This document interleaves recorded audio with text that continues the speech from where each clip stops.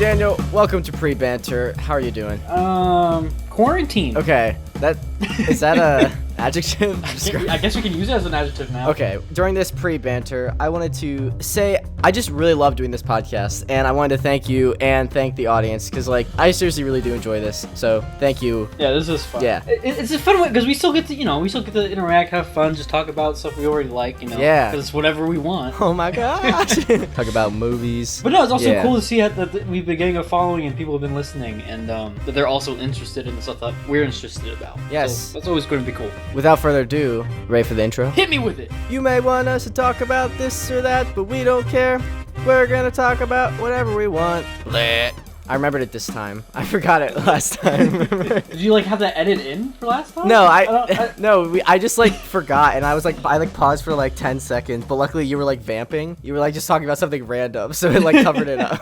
See, it's all good. I got you covered. Yeah, see, we're a great team. But anyways, a little bit up top. So welcome back to Whatever We Want. It's the show, the podcast where we, Jake and Daniel, walk through films or other cool media, giving cool insights behind the scenes, letting you know why things happen on screen, all the behind the scenes goodness. Was that an accurate description, do you think? Yeah. Cool. I think that's a pretty good summary. I mean, we talk about not only why things are presented the way they are in films, movies, stuff like that, but we also get into retelling of the background behind it and things that go into what made it possible. Exactly. Anyways, we had a successful trailer launch. Welcome anyone new listening that came aboard because of that. Thank you for listening. We really appreciate it. But before we get into the topic of the week, I want to get into some real talk, some real chill, cool, serious talk. So, as you know, for the past couple weeks, I've been asking, hey, do ratings, reviews, stuff like that. And I kind of want to give a little insight to why I'm asking for that. It's really difficult to actually determine how many people are listening to a podcast kind of thing. I know because some people tell me, but the host site that we host our podcast is supposed to give insights. And it says that we have an average viewer audience of 17 people estimated. I was like, oh, that's really cool. And it said about half of that is Spotify and half of that is Apple Podcasts. I was like, all right, cool. I went into Spotify and they were like, yeah, you have 60 viewers. And I was like, what? What? That's kind of a big jump there. The math doesn't add up. So I really don't know. So the ratings on Apple and the reviews, if you physically write a review on Apple Podcasts and let us know, that would really help us know who is listening and what you think and what you want changed, whatever. Also, I'm providing an incentive. So we recently got some mugs in. I'm hoping they'll be in by the time that this episode goes out. We really have some mugs. You can't have them yet because we don't have them. But if you leave a review on Apple Podcasts, you will actually be inserted into a raffle kind of thing, and you have a chance to win one of these mugs. You can see what those mugs look like. I'll post it on Instagram. So that's also a plug for Instagram. Whoa, link in the description and all that. Also, the reason we want ratings, reviews, and stuff is because I'm starting to reach out to people in the industry, connections I made in California, and I want to kind of come to them with something, being hey, look, we have a following. I can prove it to you with these reviews and ratings and stuff like that. We have 17 here and then 65 here. Yeah. But no, that's really cool because that means we're going to actually be getting some actual behind the scenes insight from people who are actually working on those projects. Exactly. So that sounds really awesome. Yeah, so I would like people to leave reviews and ratings so that way when I approach them, they're like, oh, this is serious kind of thing. I'll be on this, Yeah. Yeah. And also, for the reviews, rating stuff on Apple Podcasts, if you're worried and you're like, I want a mug and I don't listen on Apple Podcasts, I have an Android. I'm also going to be doing giveaways on social media, so if you want to follow us there, there'll be other giveaways, so check that out. That's a lot up top. Oh, one more thing up top. Haha, psych. We're also now on a bunch of other podcast platforms. We're on Stitcher, Overcast, Castro, Pocket Cast, Castbox, Breaker, Radio Public, and Podbean. And hopefully by the time this goes out, will be on iHeartRadio and TuneIn. Those are under consideration at the time of recording. But dang, my dude. Yeah. That's a lot of... I've been busy distributing. I just want, if you're I don't like Apple Podcasts, I like Pocket Casts or something, then you have the ability to listen on that. So, bam. That's a lot up top. Anything else you want to add up top? That was a lot. I just want to say thank you if you are following us on that stuff, I guess. I also want to say thank you for dealing with that. Now let's get into the actual show. You ready? Yeah, let's hop into it. What are we talking about this week? So we've been following the Marvel Cinematic Universe, MCU, and we finished up Iron Man, and now we're in Iron Man 2. Yeah. There's a lot that's going on here. A lot of changes to the MCU. Not really that big, but more aligning us in the right direction of how the MCU is going to start developing. Right. And that actually, there was a lot of tension apparently between Favreau and Favreau came back to direct this one. Favreau and the higher ups. That's why he didn't come back apparently, according to some sources, to Iron Man 3. There was a lot of studio Like backlash? No, not backlash, but like just before it even was released, like Kevin Feige and like the higher ups at Marvel were kind of like trying to set up the whole MCU, which I totally understand, but it like got in the way of Favreau's like creative vision. He had to cut a lot of stuff, and it wasn't a good working environment, apparently. I don't know. Yeah, I can see that. Like you're trying to tell a story, but then you have that story being part of a bigger arc. Exactly. I mean, that's always tough. Yeah, but it worked out in the end. You still got something good out of it. So yeah, exactly. So how does it start? Oh wait, ARoSW out of order sound clip. Did you ever see Return of the Jedi? You gotta do the sound clip. Yeah. All right, now how does it start? Starts off in Mother Russia. Yes. We see the news report of Tony like saying that he's Iron Man. Right. From the perspective of Mickey this Rourke. guy named Anton. Yeah, the actor's Mickey Sure. Rourke. And he actually used to work alongside Howard Stark, but we discover that later in the film. Right. And he's there with his son. You also see it there because like you see the blueprint that he pulls out Yeah, later. that's true. Yeah, because there's like that little cut. No, because Yeah. you're right. There's a cut scene where you see like the names. Yeah. There's like his name, and then there's also Stark's name. And specifically, what they worked on together was the arc reactor. So his family also knows the ins and outs of how to design and make the arc reactor. You know this actually almost didn't start this way, like the movie. Really? Yeah, so Jon Favreau actually called me out. So I have the DVD for this, and I was watching the deleted scenes, director's commentary, behind the scenes video. And as it started, Jon Favreau like was talking over because it's his commentary. He was like, "Wow, you're watching the deleted scenes, director's commentary. You truly are a film geek." And I was like, "Wow, thanks, Jon Favreau, calling me out here." Oh, that's funny. But basically, the first scene, like, with Ivan, like, almost was the same. But, like, it was going to be intercut with Tony hungover, about to fly out of the plane and then land, like, at the beginning of the Stark Expo. Like, it was going to be intercut between that. And Favreau was like, I don't really think, and everyone was like, they didn't really think that it was the right tone to start the film, and, like, it would undercut kind of the villain's backstory almost. And I completely agree. Like, it was very silly that behind the scenes, he's, like, hungover. Pepper, like, kisses Tony's helmet and then, like, throws it out the window, and he, like, jumps after it. Wasn't that what was in the It was in the trailer. The trailers? Yeah. Yeah. And people were like, "Why wasn't that in a movie?" I mean, no, I think it makes sense. No, because it makes sense with how they actually developed, like, one, the relationship between the two. Yeah. And two, Tony's actual situation. Like, he's not dire yet, and we'll get into that later on. Right. But anyways, back to the tank, back to the real story, which is Ivan, and his father dies. Yeah. So his father dies, he goes, "Ugh!" It's like a really awkward, like, brutal cry. Yeah. So what do you do when your father dies? You build an arc reactor. Build whips. He's like, I can finally be kinky. No, my dad's not here to judge me anymore.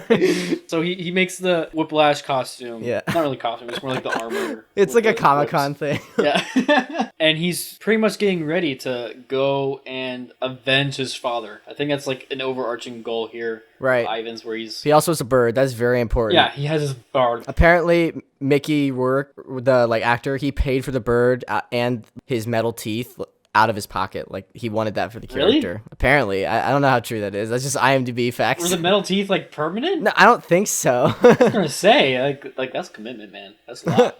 So, yeah, there's that. Then we cut to, what is it, 6 months later? Yeah, 6 months later. And you see Tony jumping out of the plane and going into the Stark Expo. Right. It's funny because there's like, you see him like, you know, he's flying, twirling, dodging, and gets hit by a firework, and he's just like, Yeah, it's like a very expectation subversion because you kind of think like he's in like a war zone almost, or like being shot at with the way it's shot and everything, which I think is very intentional and very cool. But then he lands with a bunch of supermodels behind him. Yeah. With like Iron Man. Classic Tony. Yeah, but he lands at the Stark Expo, and there's like a lot of history behind that. Actually, it's like based on the World Expo, and it takes place in New York. And actually, it takes place like across the street from like the Stark Expo. Jon Favreau put it across the street from where he grew up. So like you know, this is jumping forward, but like the final shot where they land on the roof and then they kiss, and Rhodey's like, "Get off my roof." That's a little bit forward. Yeah, that's where Jon Favreau grew up. Yeah. Oh. I thought that was really cool. Oh, that's really cool. Anyways, sorry about that. Like time travel there. So foreshadowing Endgame, maybe.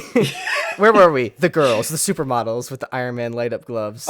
Yes. Yeah. everyone's favorite scene from this movie. But basically, the World Fair was Howard Stark started it in like the 40s, I think, which we actually see in Cap later. But it happened every 10 years. It was like a year-long event. It started in 44, I think, and then 54, 64, and 74 was the last year that it happened. And then obviously Howard Stark got assassinated by someone. Spoiler for later. Tony Stark kind of took up the legacy, and this is the first year, 2010, that he's doing it again. Yeah, trying to relaunch it. I mean, he had the speech after he got done looking at the supermodels about how it's legacy. Not about him. Yeah, it's not about people. It's about legacy. It's about what you leave behind. Which is like a huge theme. I wrote down, I was like, this is a huge theme for this movie, I'm pretty sure. And then in the director's commentary, Jon Favreau was like, it's about legacy. And I was like, oh my gosh. I can physically hear you just. I just spun around in my chair. Yeah. Oh man, I'm good. But but then he goes backstage and they play a video of Howard from 74. Right, and it has a theme, like the musical theme for the old Stark Expo. It was written by the guy that wrote the song, like "It's a Small World" and the original Mary Poppins music. Oh, really? I thought that was really cool, and I also didn't realize that like he was still kicking. But like, wow, good for him. Yeah, I would have never guessed that. Yeah. I mean, I guess like I can hear it in my head. I guess that does make sense, you know? Yeah. So that's cool. Yeah. But it's also here, as Howard's talking, that we see Tony is actually having to replace the palladium that's inside his arc reactor. Yeah, he has like 19% blood toxicity at this point. He's like, he tests himself. Yeah. Well, he doesn't replace it now, but he shows it later on that his palladium cores are deteriorating. Right. I think he said it was like due to neutrino damage. I don't know, something sciencey. Anywho, due to decay over time, and we see him later on change out palladium plates. Right. But that's later. That's jumping ahead. Come on, we don't do that here in this podcast. You're right. What am I thinking? Yeah, he starts leaving the expo. Stark does. I really like that they have like a GoPro shot almost. It's like a POV of him walking out really fast. It reminded me a lot of how they handled like the entryway scenes for God, what was it? Homecoming? Oh, we had like yeah. Peter doing like the flashbacks of Civil War. He's like, oh my gosh. Oh right, and he's like recording. He's like vlogging. Yeah, it reminded me of that. Maybe that's like a callback because like Peter Parker looks up to Iron Man and stuff. Like I don't know. Yeah, I think it makes Maybe sense. we're just drawing connections that aren't there, but who knows? There's also the Stan Lee reference. Yeah, here. he's Larry King. He's like Larry. Yeah. And then they get out to the car, and this is the classic product placement. I think it's Audi that like has that deal with Marvel. Like that's the only car that you see in Marvel movies apparently. But Jon Favreau even commented on it. He was like, "And there's our product placement." In the director's commentary, I was like, "All right, cool." But yeah, he's told he has to go to DC, and there's a cool wipe. Reminding me of Star Wars. I got some flashbacks to the good old days. It's a cool wipe as he drives off. It like wipes and transitions to DC. And also, so you know that the establishing shot in DC, like you see like the like Capitol or whatever. Yep. That apparently was just a stock like footage shot that Jon Favreau just purchased. Yeah. It's just crazy to me that like a Marvel movie bought stock. Like you would think, I mean, I guess it makes sense. Like, why would you spend the money to like go out there? Yeah. Like, if you could just buy a license. They didn't have drones back then, did they? Or it had to be a helicopter, I think. Yeah, you had to do helicopter. It was like 2009 when this was filming. Like the early days of drones. So you had to go out there, rent a helicopter. You had to get permission to like actually go fly out over the Capitol. Yeah, that would be. Yeah, or you can just take the stock footage. Yeah, wow. I guess that Work makes sense. smarter, not harder. Yeah. Yeah. But anyways, this DC scene actually was the first thing they filmed for the whole shoot, and it was one of the last things that like they finished like lockdown and editing. It was apparently extremely difficult to edit because like there were so many people like playing. You were introducing all the characters, and reintroducing the old characters, just seeing how they all play together. You were introducing Don Cheadle as the new War Machine, new Rhodey. Yeah. So like it was just a lot to work with, and apparently it was like 5 minutes longer what like the script called for, but they cut it back a lot. What was in that 5 minutes, you know? I don't know, probably just Justin Hammer like goofing around somewhere. No, that was just a prototype. Yeah, but anyways, let's talk about the actual scene. So Senator Stern, he's the Hydra guy. Yep, but we don't know that yet. Right. What's Hydra? I don't know. Yeah, what? We don't jump ahead. We're not at that movie yet. He's trying to get the Iron Man suit for the government. He's also, I'm not sure if you noticed this, but he's a senator from Pennsylvania. I did see that, which I thought was really cool. Yeah, represent PA. Yeah, Hydra. wait, maybe not. Let's forget I said that. But yeah, no, so he sees the Iron Man suit as a weapon. Right. And considering that it's also privatized because it's only Tony that's using it, he sees it as a high risk for the safety of America, which makes sense to some degree. It totally makes sense where he's coming from. But also, like, Iron Man's our protagonist, so we're obviously on his side. We're like, we don't want him to give up the suit. Yeah, exactly. That would be a short movie. Yeah, it would be. Directed by George Lucas. But no, this actually kind of relates to something that just happened with SpaceX and NASA, if you think about it. Because it's like the privatization of space travel now. Because we just did our first actual launch of astronauts to the ISS. From American soil, from American, there's that whole spiel, which I'm totally happy about. But no, the privatization of it, of how we're finally getting into private companies being able to develop and manufacture to that degree. Right. You know what I mean? Yeah. So I feel like there's a tangent there to this, but this is different because we're not dealing with transportation and exploration and expanding of the sciences. This is more militaristic, which is what made this more, I guess, more realistic in the sense of why it needed to have this kind of court hearing and all this attention to it. Yeah, that's a very astute observation, Daniel. Why, thank you. So then Tony comes in and he's like, yeah, the suit's mine. Yeah. And then Senator Stern calls out Justin Hammer, who is played by Sam Rockwell, who was actually considered for Tony before Robert Downey Jr. was considered for younger Tony. Which, I think looking back now, you think of, you got to think, a lot of people were like, oh, that wouldn't work. But Sam Rockwell was playing a character that was supposed to be a younger version of Tony that was aspiring to be him, kind of like a fanboy almost. If he was playing Tony Stark, he obviously would play it differently. So I think it could have worked, but I think ultimately Robert Downey Jr. is of course the greatest choice. Yeah, no, he definitely, you can't beat RDJ. Yeah. Again, I could see it working, but it's just it just wouldn't be the same. You know what I mean? Yeah. And then Rhodey also comes in, recasting Don Cheadle. Yep. So the senator actually calls him in to because Rhodey actually did a report because he's Air Force colonel, about the incident that happened before with Tony, the whole case with the first movie and all that. Right. So he had to write a report on that. And in that report, he wrote out how he agreed, yes, Tony could be a threat. It was out of context. Yeah, he had him read one paragraph out of this multi-page report, and it's out of context. And he's like, Iron Man could be a liability and threat to America's well-being, whatever, and her ideals. I imagine the report was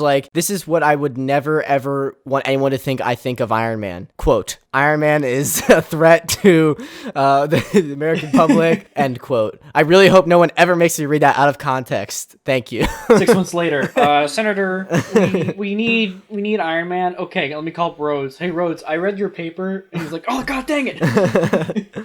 So it's also at this point where they're there's already other people trying to mimic the Iron Man suits. And then Tony Stark hacks the display with his screens. And actually, so you know how his phone that he hacks it with is just a piece of glass? Yeah. That was Jon Favreau's idea. Because a big thing they thought about was how tech in the Iron Man, the first one, people were wow, that was really good for predicting the next year or two. And now they were all right, we need to get ahead even more. So what's next? So they were what's gonna be the next iPhone? And they were a piece of glass. Yeah, and Favreau was all right. Because when did the iPhone come out? 2007?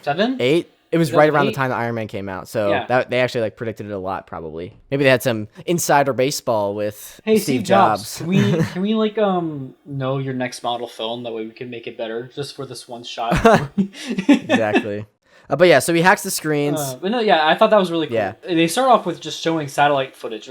These are believed attempts. They didn't even know. Yeah. And then Tony's able to just, in seconds, hack into it, have multiple displays showing, actual video footage from, South Korea. Was it South or North Korea? It was one of the Koreas. Some other country. And then even Justin Hammer with his own prototype. Where there was a pilot. And they all were failures. Yeah. The Hammer one, snaps his back. Is that was brutal. Freaking snapped right. Yeah, it's also a running joke that Hammer Tech is the worst in the world.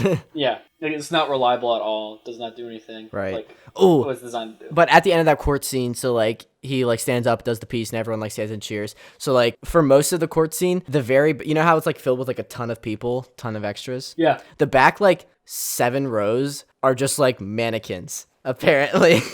Wait, really? Yeah, I saw behind the scenes documentary, and they're extremely creepy looking dolls. It was horrifying. Oh goodness. But I never noticed. It worked. Well, yeah, especially if you don't have your focus on them. Yeah. You're just so what are people? Yeah, they put a few real people in with them, just to liven it up. But just imagine you're an actor, oh, I'm gonna be on Iron Man 2, and you're acting next to creepy dolls. They're how much are you getting paid, huh? And they just sit there. Oh, I see. Silent type. I get Of course, it's rude to discuss money. But no, I guess that would make sense. I feel you'd have to do people on the lines, because there's that middle row, right? Right. So you want people to line that probably the first front couple rows, but then you said, after that just have a couple in the back, and when like they start cheering and stuff like that for him, they just stand up, and they could even like if they wanted to like lift up the mannequins behind them. They grab him like, yeah, let's cheer together.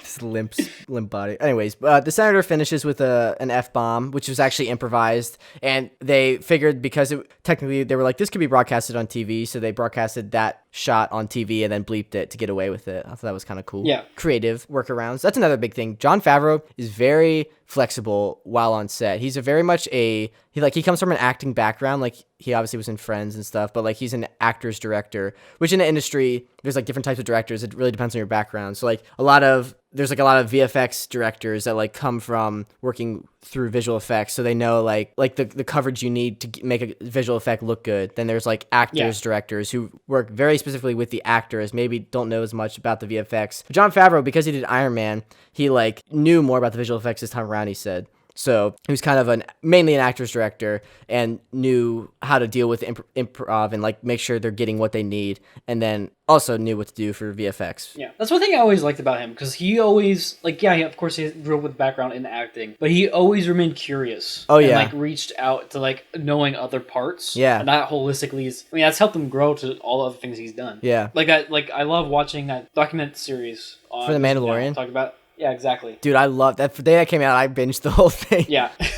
Yeah. But it's great because you get to actually see like how they think and like how they like the thought processes that they go through to get like the shots they need, or like what kind of emotions they're trying to portray, and like how they go through to actually portray that. That's always really cool to see. And everyone's different doing that, which is why it's art. Yes.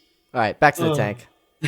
Back to Russia. So Tony leaves. Yeah, and now we're back in Russia. The whips work. Yeah, he's whipping it. Whip it good. And the bird, he feeds the bird or something. Will it whip? But he feeds the bird. Apparently in the original script, Ivan, the like whiplash, was supposed to like snap so far at the end that he was supposed to like break the bird's neck. Not the nerd's beck. the bird's neck at the end of the film, but it got cut because that was too dark for PG-13. Yeah, I could see that. For the kids. But anyways, that was just a quick thing. Back to the Stark workshop. It's been expanded. They apparently shined the floors to make it look bigger this time. It has more space for the Iron Man suits. It has the Iron Man gallery, which is a really cool collection. Mm-hmm. What all model? There's the Mark 1. Yeah, he collected the Mark 1. Mark 2. And then the Mark 3. I think he has the Mark 4 at the beginning of this one. And then the Mark 5 is a suitcase, and the Mark 6 he uses at the end. Yeah, a lot of marks. Yeah. So we find out here that the blood toxicity is getting more. I think it's like 24%. Yeah, much worse. Yep. Yeah, and the palladium core is poisoning him, but the green juice is like keeping him alive. And that was apparently the same green juice that he drank in the last movie. And Jon Favreau was like, we just made it the same green juice so we looked smart. Like, we're not really that smart. We didn't plan ahead, but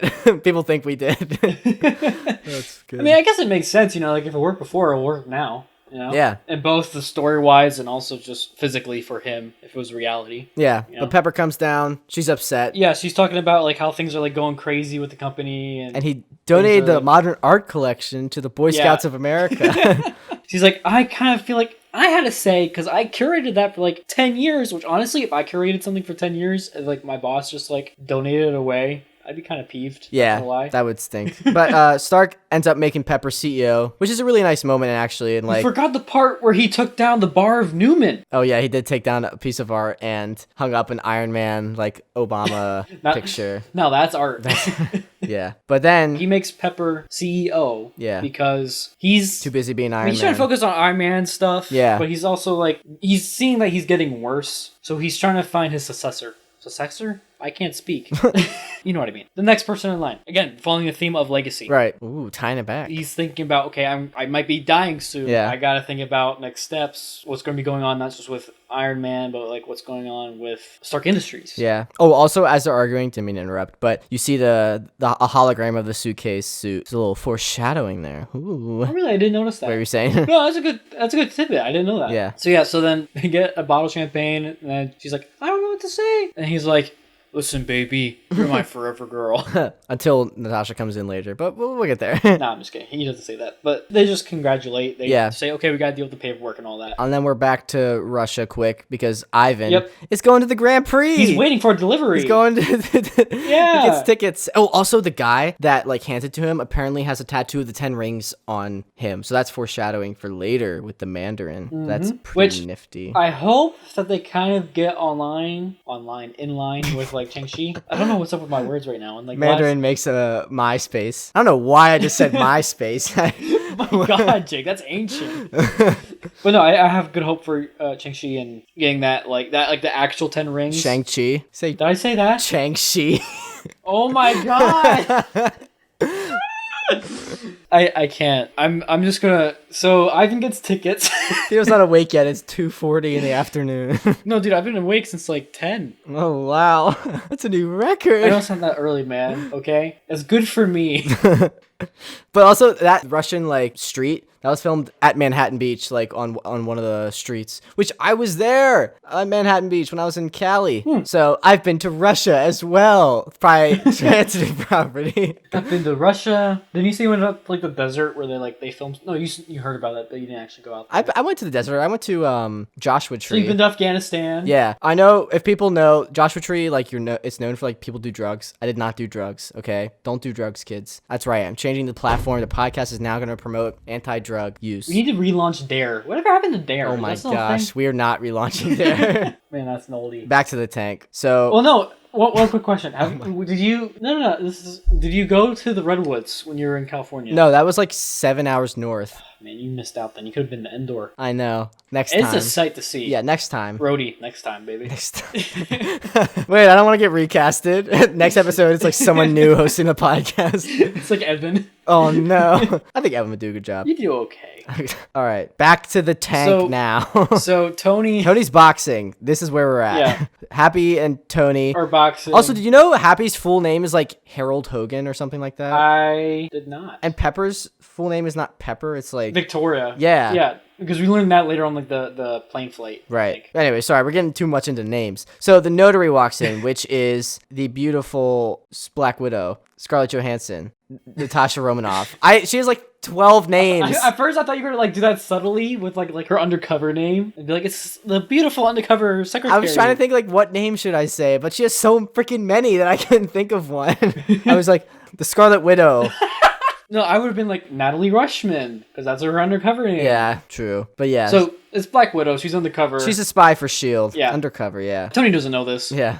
But I just want to give kudos and props to Scarlett Johansson. She did such a great job for this like film. She really wanted to be a part of it. After she saw Iron Man, she like really wanted to be a part of Iron Man 2 once she heard that like they were casting for someone around her like age and look and stuff. Yeah. So she dyed her hair red at the premiere of a different movie that she had because she wanted Jon Favreau to see her with red hair and get thinking like, hey, she might be good for Black Widow. And that's exactly like it worked. Like that's how Jon Favreau started thinking about her. That's how you do it. Yeah, I mean that's dedication. No, that's seriously smart. Yeah. And she like not even just dedication before the role, but during the role, she worked out for 7 weeks beforehand and then like 6 months during production. And she was like doing stunt work like crazy. Like she'd never done stunt work before. In the documentary, she was like, yeah, I've never seen myself much of a stunt coordinator. Like it's just crazy looking back now that she's done like how many movies as Black Widow. But like yeah, and like all the crazy like moves and like rolls and kind of crazy stuff she does. She trained her butt off and like learned martial arts, and she learned like Latin, like obviously that one Latin phrase, and it's just she did a really great job. I just want to give kudos to her. It's really cool. Also, like I'm glad she's finally, hopefully it'll be really soon, getting her own movie, because like even back in Iron Man 2 during like an interview, someone asked like, hey, it was like a panel of everyone, like Kevin Feige, Jon Favreau was there, and Scarlett Johansson, and they were like, hey, do you think Black Widow will eventually get her own movie? And everyone looked at Kevin. He was like, oh, maybe one day. And finally, that day has almost come. And then Corona hit. Yeah. But no, I agree with you. Like, ruined I had so much momentum. I was like getting so amped up, and you just destroyed it. Sorry, I shouldn't have done that. But no, you're completely right. Like I feel like she's perfect for the role. Yeah. And she definitely did take a lot from the comic material. Yeah. I feel like it's probably hard for her to be a spy after like Avengers happened, because she's like on TV and is like a superhero celebrity now. It's like spy work might be a little tough. Well, Avengers, and then also definitely after After Winter Soldier. Endgame, when she dies, yeah, that's tough to do spy work. Oh yeah, that's after also that. it's also tough too. No, that's the ultimate spy move. She's undercover. She's not actually dead. What? You heard it here first, folks. Sorry, back to the tank. Where were we? RDJ sits down and Happy Hogan gives Scarlett Johansson a boxing lesson. Haha. Or does he? Yeah, she freaking flips him. Yeah. Apparently they never did that stunt together until that take. Like they had practiced with each other's like stunt coordinators and Doubles? stuff, and then Yeah. they just did it. Like that's dangerous. Well, think about it, because he's also the director. Yeah. We just So like, if you mess him up, you kind of just like that is a lot of pressure. I didn't even think about that. Yeah. So of course they would want to be careful about it, take their time, make sure they got like the moves right, and then do it. So that's smart. But anyways, Tony being Tony, he's like, I want one. yeah, because he needs a new assistant because now Pepper's CEO. So Yeah. and we know he can't function on his own. At all. Yeah. Also, I feel like it's like Happy should be honored that the first Black Widow like scissor move happened on him because like that's like her iconic move, you know. Well, I feel like he kind of made it that way. You know what I mean? True. Again, he's He like, is the director. hey, Black Widow. Yeah, I want her to do this. Yeah. It's gonna hurt, but it's gonna be iconic.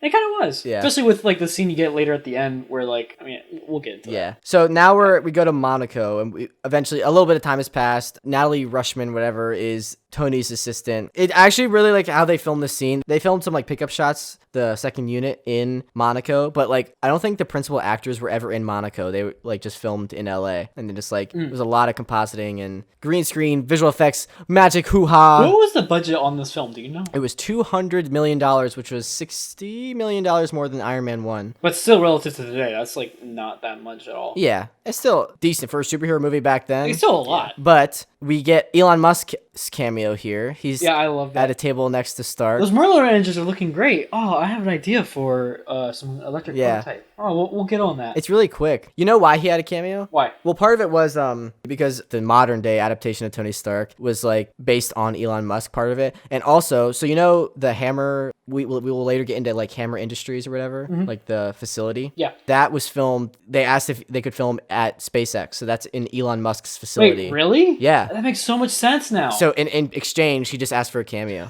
I think that's really freaking cool. It's funny, like you can actually, like I can actually see it now because I've been like thinking about like, wow, Yeah. I didn't even think about that. It's like they've been doing. I am tripping on my own words. They've they've been showing a lot of the manufacturing of like the rockets and like Tesla and stuff like that. Oh wait, was it for the Tesla manufacturing or is it like SpaceX? I think it was SpaceX. Okay, yeah, that makes more sense. But like the warehouses and stuff they have there, so like Yeah. it's cool actually thinking about that now. They also gave Elon like a life-size Iron Man suit model, and it's actually on display like in the facility now as like a thank you. I thought that was That's cool. awesome. Yeah. All right. So they have that cameo, and then Tony goes to the bar, and Hammer is there, and his date is that reporter from the first one. Hammer time. Yeah. But you do know, so the reporter, like, and Sam Rockwell, those two, like, the actors are married in real life. Really? Yeah. I thought that was interesting. I also love the whole exchange here. She Like, did a spread on Tony a couple years ago. Yeah, and she also wrote a paper or wrote an article. yeah. I think it's so funny. Like, ouch. Now knowing that they're actually married, that's kind of like, imagine if you're like, It's a big ouch. yeah.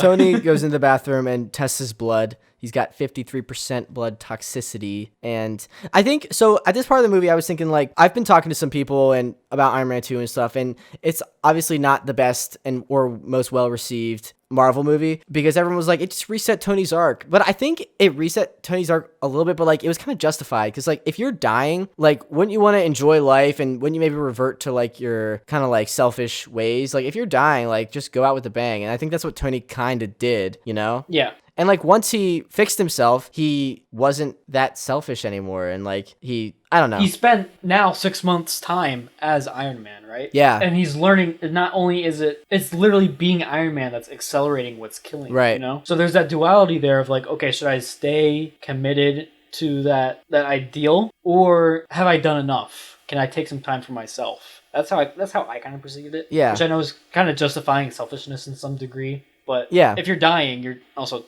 dying. It's also, like we said, it's cool to see eventually how his arc completely switches at the end when he like makes the ultimate sacrifice in Endgame kind of thing. Yeah, exactly. After he finds out about this blood toxicity thing, he decides to go race He's like, I'm gonna race. Why not? the car. I'm gonna do it. I feel bad for the guy he booted out, who was like probably like this was like, yeah, like the when he, Grand Prix threw his helmet. like training. Yeah. Like, oh dang. Also, the like production design team made a like Iron Man colored car, like red and gold. And then Robert Downey Jr. was like, I think you should have a blue car. So like the Iron Man car is just like a different car in the background, and they gave him a blue car. And Jon Favreau says like that was the right call. Like he really likes how it looks in the film. Yeah. I feel like if it was like an Iron Man themed car, that would have just been awkward. It'd be too cheesy. Yeah. I was trying to say cheesy and campy, and I said keezy. It's too queasy. Queasy. But no, like especially if you think about it, like when he actually suits up later, and you then have that in the background, I feel like it also just take away because like again you're trying to have focus on the suit, Right. Which is why it's like that vibrant red. That would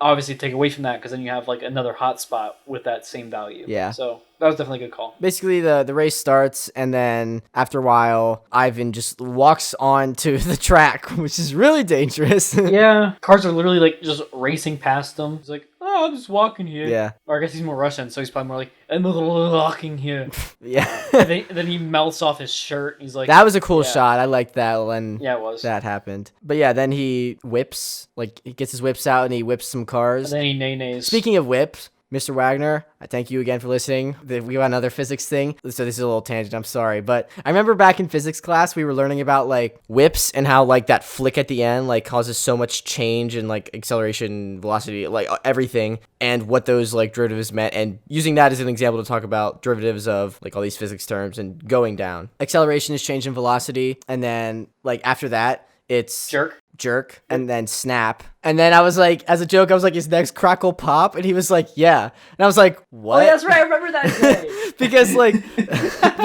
that doesn't like happen in nature that often. So like scientists just named it whatever. So it was snap, crackle, pop. Like that is the scientific term for like a change in snap is crackle and a change in crackle is pop. Think about where that would happen. I don't know. Like I feel like the only way that would happen is say if you have like 3 asteroids. Daniel, this is not a physics podcast. You're right. Back to the tank. I'm not Iron Man. I mean, that's why. Yeah, wait a minute. We literally last time, I remember last episode, we were like, it's just a movie. We shouldn't get too bogged down by the physics. And here we are, like, where would pop happen in real life? Anyway, back to the tank. So yeah, Tony's now coming around the corner. Ivan whips one car, so you're able to like see the destructive power of his whips. Yeah. Wow, kinky. And then Tony comes up and he whips his car like right in half. Yeah. And he flips over and does this crazy roll. So I don't know how he survives. Do a barrel, do a flip. But he does. So Pepper and Happy and Natalie Rushman. See, you had trouble too. There's so many names. They all are like, okay, we gotta go get to him. So Happy has the Mark 5? 5, yeah. It's called the football. Like that's the code name. That makes sense. Just like the Hulk, how they threw footballs to do that one scene. It's all connected. Oh, I was thinking of like the football, which is like the term for like the nuclear launch suitcase. Oh, that probably makes more sense. Isn't that the name of it, the football? Anyway, we're back to the tank. Okay, yeah, whatever. So they start driving towards them. And so Ivan starts General Grievous, like, twirling with his whips. They actually use real bull whips to get, like, the feel of the whips. And I was like, that's kind of dangerous. Huh, yeah. Just like since he's, like, double whipping him at RDJ. Yeah. Well, I guess he probably wasn't laying there in that first shot. Whipping it. Yeah. He jumps out of the way and his arm catches on fire. And then, like we said, Happy finally arrives and hits Ivan with the car. And then there's like a little banter here. They're like, were you trying to hit him or me? I couldn't tell. Yeah. Ah. There's actually a hilarious behind the scenes with Senator Stearns. The set piece is like where the car is like pushed up against the wall. Mm-hmm. And then like there's like rubble and stuff everywhere. And then before they started filming, like Senator Stearns just walked on set and just got in between the car and the wall. And like Happy was in the car already. And Jon Favreau was like, this is what I have to deal with. And it like panned to Senator Stearns. He was like, you're crushing me, John. Back up. You're crushing my balls. John, back up. Oh my gosh, just back up. I got the wrong pages for the script. I don't even have the whips. I was just like, what? Like, it was just so random. See, I told you, kinky. Yeah.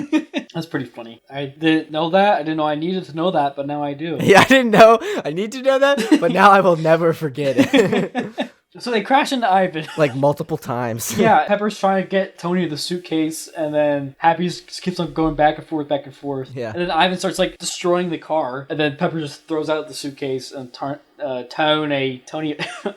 armors up. Why'd you and he's say it like that? I don't know. I started saying it so quickly, and I was just like, and I was like, okay, let me not say. Let me slow it down. Let me say Tony. Tony Ridinger. Then he suits up. You get the first look at the Mark V, which is really cool. I do like the silver with the red. It's a really awesome suit up scene. Yeah. But I also don't understand why Ivan doesn't hit him while he's suiting up for that long. Yeah, I was also like, Ivan, you just whipped literally that like car in half. Yeah. Multiple ways. It's like, will it chop? It does. Yes, written and directed by George Lucas. But yeah, then there's a cool fight here where like Ivan and Tony are like, woo, woo, Tony's trying to repulse her. Yeah, basically, to sum up this, it looks bad for Tony for a second, but then he like beats Ivan and he takes out the arc reactor, crushes it. Ivan gets dragged away, and then it cuts to Tony walking through prison. Yes. And speaking of prison, Mickey Rourke actually did research in a Moscow prison. Like, he went to a Moscow prison, like a Russian... Moscow? Am I saying that right? Moscow? Whatever. Not Moscow. Definitely. That sounds more like a Costco. Like, He went to a Costco, which is like a prison, and I did some research. No, he went to a Russian prison and actually did research for like what different tattoos mean. It's speaking of his tattoos, like the tattoos, he chose like every single one. They all have like a specific meaning and stuff. Actually, there's one on his neck that says Loki because his dog had just died, and his name was Loki. But Kevin Feige and the Marvel higher ups were like, we can't say Loki like that. People will think that's like a Thor reference, but it's not. So they like CGI'd the eye like off, but like apparently in some scenes it looks really bad, like blurry. just look. Lock. What was that? It was my dog, but I wasn't allowed to. It's a three-legged dog. Yeah, he's three-legged. I really like the scene in the prison between them, like just the dialogue and the tension and the camera angles. All of it just comes together very nicely. You're also able to see that they have a very similar intelligence level. Yeah. Which is also what makes him such a threat to Tony. It's not just the fact that he came at him with his whips. Yeah.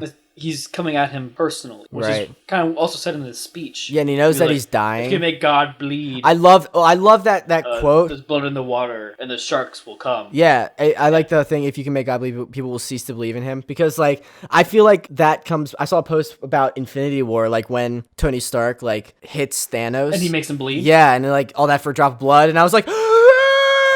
Yeah, no, that's totally the thing. I don't know. I thought that was a really cool connection. No, that was definitely intentional there. No, as soon as that happened, when like the first time I saw Infinity War, I was like, oh, this is where it's going to be coming from. Yeah, like that makes sense. But that's like 10 movies down the line. I think more than 10 movies. Yeah, actually, it's a lot more. Anywho, back to the tank. Tony leaves, and Ivan's like, "Oh no, you're being poisoned." Nah. That poison is It's a painful way to die. Yeah. And Tony just doesn't say anything. He's like, all right, get out of here. Stark and Pepper start heading back on their jet. I like that. I really do like that Stark makes Pepper a meal. Like that really speaks volumes to how much he cares about her. For 3 hours. I know. Yeah. Like he's trying. You know? Yeah. It's just funny because he's such an intelligent guy, but then he like also can't cook eggs. That plane set was actually originally supposed to be earlier. I think when they were flying to DC, it was supposed to be Pepper, Rhodey, or maybe flying back from DC. It was Pepper, Rhodey, and Stark, and it was supposed to be a 0G plane. And there's actually like behind the scenes footage of like Pepper's hair like going like zero gravity. It looks really weird, man. Yeah, I'm happy they didn't go with. I feel like why would you go on a 0G plane? I don't know, just to show like it's Stark tech and it's futuristic. But that's also not a fit. Do you know how those planes work? They go in a parabolic arc through the sky multiple times that we're able to get multiple runs of 0G. So you're not really in 0G. You're just all falling at the same rate. Oh no! I don't think no. It's not like the free fall like for pleasure. Like I think it was a plane that goes into space. It's not like they weren't going for fun. Yeah, that's what you made it sound like. This is so like why did they do that? Anyways, Tony's like, we should go to Europe, recharge the batteries, and I like the line that Pepper says, like, not everyone runs on batteries, kind of thing. Little does Pepper know, Tony's battery's running out. Yeah, literally. So they don't end up canceling the birthday party, which I think Pepper wishes they would have. Yeah. But back to Ivan. He ate some potatoes. That's how you transition that? Yep. Not he murders a man as he's set up in his own cage. Well, first he eats he doesn't really eat potatoes. He doesn't eat the potatoes. The potatoes he are Bob. Gets some potatoes. God, I hope he didn't eat that. Actually, no, I kind of did. I also really like Favreau intentionally didn't write dialogue for this part, like the writer didn't either. Like they did visual storytelling. So like the guy walks in, you get a shot of his like name or his number, and he sees the same number as Ivan. He kind of looks the same as Ivan, and then Ivan starts beating up the guy. And the bomb goes off, and just like a lot happens that you figure out without any dialogue actually happening. I thought that was very cool how they did that. Ivan gets back and taken to Justin Hammer, who wants Ivan to build him some suits. Yeah. And actually, Sam Rockwell wanted Hammer to have like a spray tan, so he got like an intense spray tan, and he looks so orange here, and like went wrong or something. And like even Jon Favreau commented, like, look how orange his hands look. Like he wanted a spray tan, but like it just went crazy.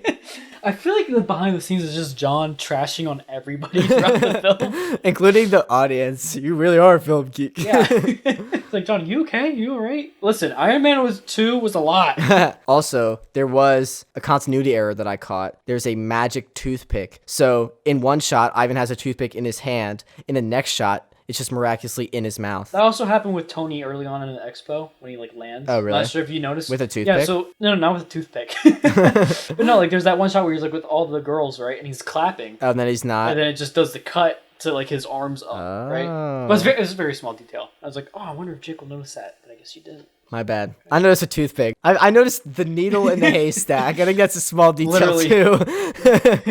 Anyways, Hammer's like, I want to kill Stark's legacy. And I feel like the MCU is about Stark's legacy, so I don't know, I think that's kind of cool. Like, not that he wants to kill it, but like the MCU. No, I definitely agree with that. Like this movie, again, like this was the forefront for legacy. Yeah. And I feel like Endgame definitely completed that, which is, I guess, this is why we're drawing back to that so much in this video, or this podcast. This video.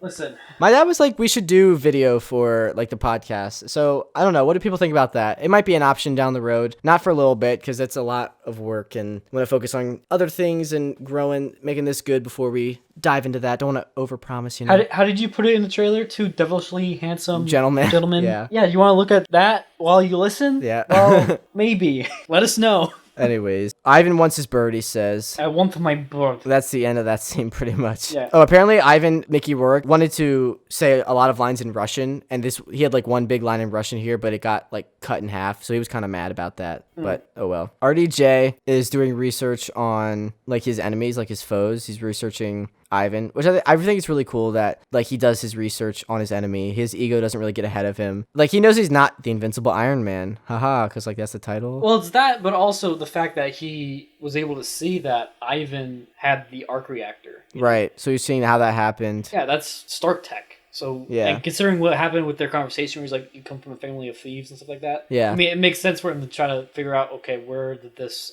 original design actually come from? Right. So I do like how character continuity between the films. When Stark needs to, he buckles down and does his homework. In this, he does it in Avengers when he like comes in, he like knows everything there is to know about gamma like radiation. They're like, how do you know so much about gamma radiation? He was like, oh, last night, like I read. Like, did anyone else do the homework? Just me, kind of thing. Like, he does it. Like, when push comes to shove. No, I thought that was thermonuclear physics. Whatever it is. He learned something big, mumbo-jumbo, fancy, fancy, smart talk. Anywho, I mean, that's an archetype of his character, you know? Yeah. You don't just get smart by being smart. You gotta work for it. Yeah. Yeah. But Stark is really poisoned now. He's got that high-tech crossword puzzle on his neck. All over his neck. He tries to sell it off as road rash to Rhodey later. Road rash to Rhodey. Yeah. Road rash roads. Well, no, because Rhodey comes down to see him as he's like looking the stuff up. Right. This is where he explains to Rhodey all the palladium transfers and all that. Also, in the background, so they wanted to outdo themselves with Stark's like car collection. So they're like, how can we outdo this car collection this time? And so there's a foldable plane in the very far back of his garage. Wait, really? Yeah. That's a lot. Yeah, and that is true. Jon Favreau said that. Do we have to like return those afterwards, or like?